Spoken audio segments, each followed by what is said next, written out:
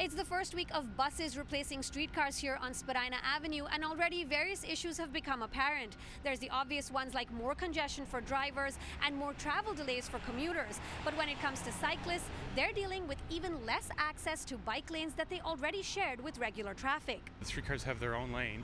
They're not in competition with the bikers. But now that you have the buses on Spadina, that's just another vehicle that we're contending with, and a massive vehicle that doesn't give a lot of space. As buses on Spadina necessarily have to use the curb lane for pickups and drop-offs, there's not so much sharing of shared bike lanes right now.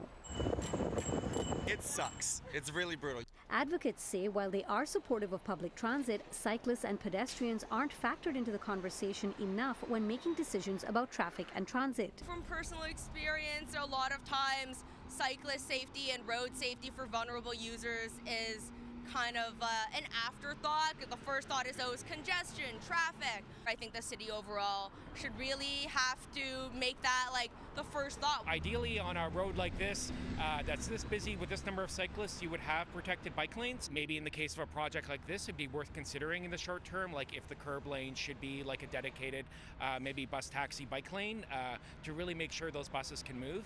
And then that starts getting more space for all road users. The TTC says temporarily, cyclists, like everyone else, will have to adjust to the new reality on Spadina.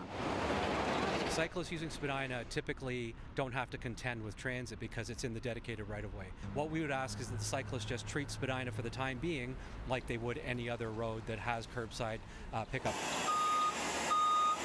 He adds that it's early days and they are still looking into various options to make traveling on Spadina less painful for the next 6 months. One of the options we're looking at, and we've talked about before, is maybe short-turning some buses. So, every other bus or every third bus might make a U-turn at King Street and start going back up so it doesn't get caught in that traffic, particularly on days where you have a Jays game or a large concert or some other event. That's really where we're seeing the most congestion. Green says they're also possibly looking at making some modifications to the streetcar lanes so that buses could use them as a dedicated right-of-way in between stretches of road where work isn't being done.